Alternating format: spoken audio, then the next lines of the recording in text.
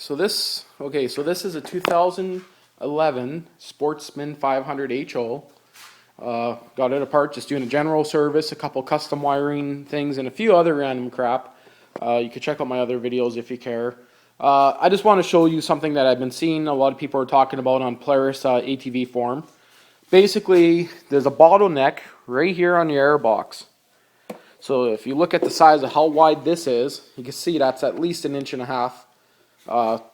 this way, and 2 inches the other way at least. So you can see it gets a little bit skinnier there, but you see the size. Everything is fairly big. But you can also see you got your big size of your intake boot here, manifold there, and if you're running a K&N filter, run a pre-filter. The only reason why, again, I don't have one is because it's on order and my stock one dry rotted and it was winter driving. So I do got my new one to replace. I've been using a lot of filter oil because of it. You can see I got a lot of pine needles in there. A lot of red oil from the K&N air filter oil because I just give it a quick squirt down every once in a while. But anyway, there's your bottleneck right there.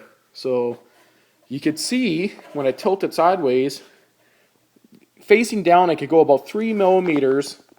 I'm just going to go like this. Shine it this way. Here I could go about 1 millimeter that way at least. This way here, you see, I could go right up to there. So you see where my finger is? Look at that. Look at that huge amount of wasted space that you're losing. This way here I could go about 1 millimeter that way, about 4 millimeters that way at least, maybe even 5. This way here I could go about the same. So when I'm done doing this, draw a line in the dirt, you can see how much more airflow you'll get. So it's the easiest way to show it here. This is a mod. I didn't want to do it before because I had warranty. You can see where the dirt is. That's what I'm going to be grinding out. So you can use a Dremel, you can use almost anything.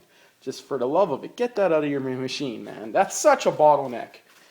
Some people are running little filters in their lid, but in my case, I want to keep the factory snorkel. I don't go in any water or anything, do mostly gravel fire roads, shit like that. A lot of winter driving. So yeah, you can see right there. Very, very important to do that if you want, of course, performance out of your machine. Like, really, when you think of it, you look at how the size of that is. You look at your exhaust, which is 1 5/8. I can't even remember the size of your pipe. My exhaust pipe is all wrapped in a exhaust wrap. But again, you got another bottleneck. Had it running, so I just wanted to make sure it wasn't too hot. You got another bottleneck right here at the end of your tailpipe where it gets pretty small. That's like a 1 inch. So of course, your stock exhaust will never ever be the best thing. But in my case, I'm changing my stock exhaust and I'm modifying my airbox. So, and again, if you just modify your airbox with a K&N air filter, you most likely are not going to have to rejet.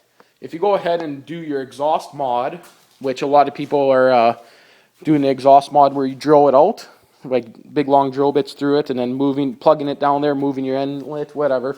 You could go to the Polaris ATV forum, you can see that mod. Then yes, you're going to have to rejet. And if you don't rejet, you're probably going to burn up a piston. So in my opinion, rejetting, very important. And of course, rejetting, you're going to get a little bit more feel to your engine because you're getting more air in and out of it, so it's going to make more horsepower. Don't be afraid to take apart the carburetor and change the jets. So it's not hard to do. You can see instructions for almost any carburetor, how to do it. Extremely easy. So I'm going to pause this video for now and I'm going to grind that out. So I'm probably going to end up using an air die grinder, seeing I got the air compressor. So pause the video, I'll get the air compressor started. Start that up first. Oops, wrong one. That's for the in-floor heating. Okay, so I'll pause this for now. I thought I'd also make a comparison video of how it sounds, because yes, it is going to change the acoustic sound of your machine. If you're hunting and stuff, it might not be the best mod because it will make it a tiny bit louder, but not a hell of a lot. Start it up here.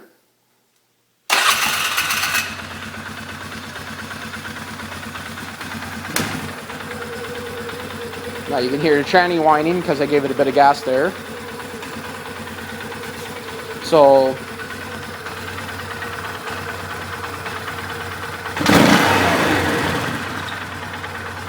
I'm going to hold the microphone actually a little bit, kind of like this, I guess. It's aiming up. You can also see the speed. I'm just going to punch it right to the floor.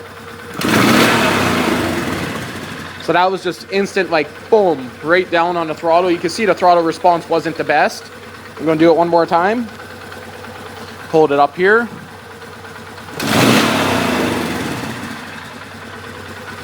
Now I'm going to shut it off. So I'm going to pop this cover off. Just be a second here.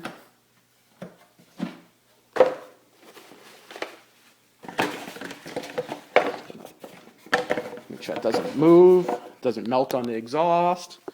Okay, I'm going to start it up here. This is without the airbox lid on. Now it has a pretty sweet sound.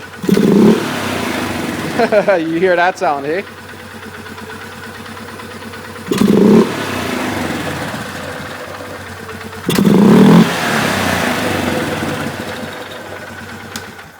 So it actually has a little bit of a bog that way. You also hearing the echoing effect of being in an open airbox without a lid. So I wouldn't really recommend running it like that. For the hell of it, I did take it for a spin like that, and I'm going to actually say it was a noticeable horsepower increase, just driving it without the airbox lid on it. So, okay, I got the air compressor filled up. I'm going to take my die grinder, and I'm going to die grind that shit out of that opening on that. So, just one second. Okay, so that's my weapon of choice right there. Princess Auto, very, very old die grinder, at least 5 years old. All the baffles are completely removed out of it. Turn on the light here to show you. Something me and my brother did when we used to work at a direct on semi-trucks. I used to work with them. We decided one day to get one of these, see what kind of speeds we can get out of it. So there's really nothing in there for baffling. That's very, very freaking loud. And that is only at 80 PSI. Oh fuck, it sucks up a lot of air. And it's extremely loud. Everyone in the shop used to hate us when we used it. So anyway, I'm going to move these cases. I don't want to get them broken. Especially this one here. This is a brand new sucker here I just bought for the machine for another project. Do not fall or I'll kill. So I'm just going to do it on top of this parts washer. Actually, I'm going to do it in the vise. I think I better. Just give me a second. I don't want a chance dropping anything on my freaking toe. Just wearing my damn, my steel-toed Crocs. You got to be careful when you're wearing those. Okay, so I just finished a wild goose chase trying to find out where I left my camera. And, of course, I had it up on the shelf. I'm not sure if you can see it. Shelf up there. Anyway, I got it mounted in a vise. Very, very light, loose, because I don't want to break anything. I got my safety glasses on, don't worry. So, and of course, if you don't have a die grinder, you can actually take a screwdriver or a torch, heat up the screwdriver and actually melt all the way around there. That's another way to do it if you don't want a chance cracking anything. So, okay.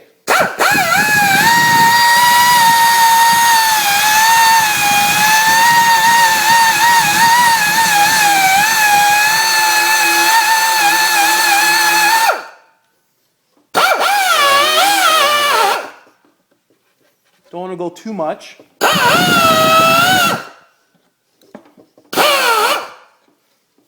Wow, that's hot.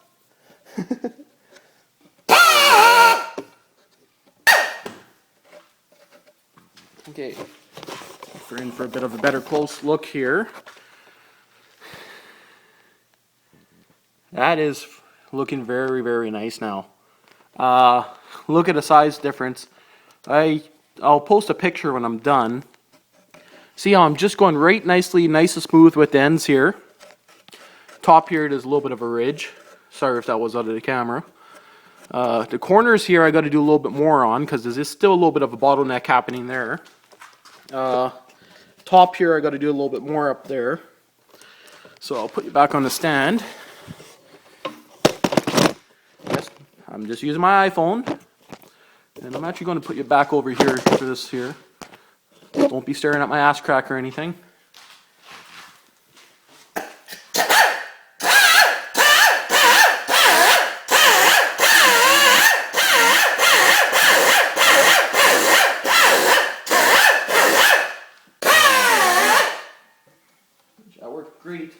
corners.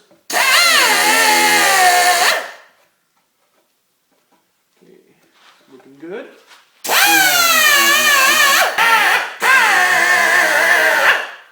Starting to run a little bit lower in air pressure there, but I'm not too worried about it. Still has more than enough power. Nice and smooth. A little bit more on this side.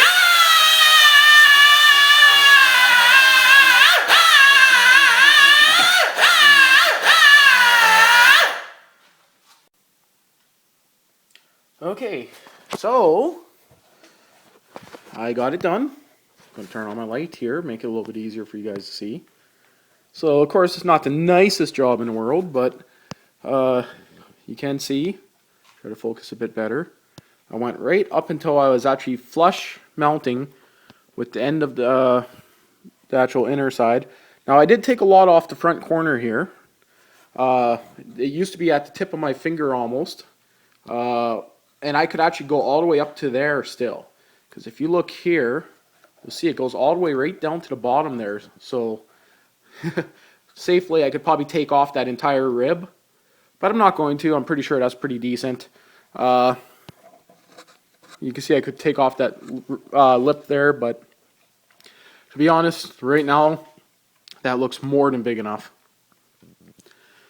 So I got to clean it out and everything, but for now I'm going to put it on, give it a try. There is a filter on the quad, so it's not like I'm going to suck up anything that might have been left in here. Very, very dirty, very, very dirty. So I am actually thinking about cutting it and modifying like a bigger tube into here. I don't go through water, so I do not want to damage any of my machines going through deep water, I should say. I'll never go up to the top of the Airbox. The deepest water this quad was in so far was maybe up to about here. So in my case, I don't really care too much about that. It just kind of sucks if someone buys it off me when I go to sell it. So because it does bottleneck a little bit still here. But again, the exhaust is the biggest bottleneck right now. Okay, so I'm going to give it a start here. Nothing in the clutches. Nope.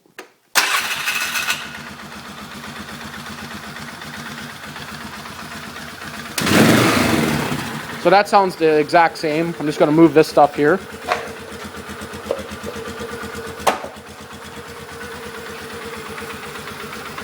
Sounds pretty much the same.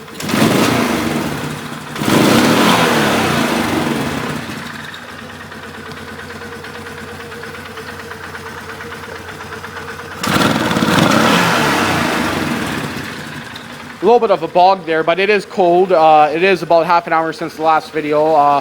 I stopped for a bit, so I'm just going to let it idle for a bit more. Just get it, you know.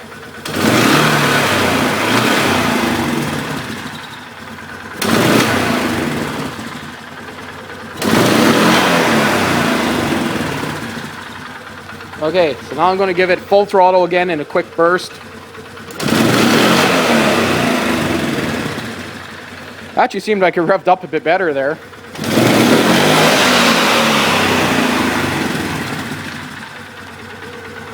It does actually feel like it has a different RPM range. Like it does feel like it revved up a little bit higher there.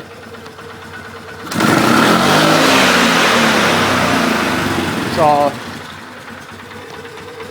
actually it doesn't hesitate like it used to before. So that is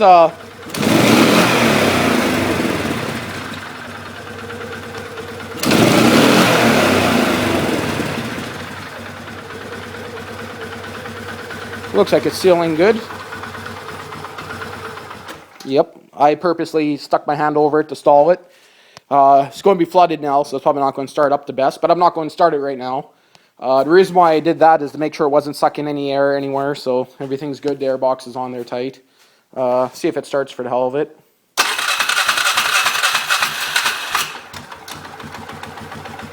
Flooded a bit when I did that, but RPM staying around 980s, going up slowly.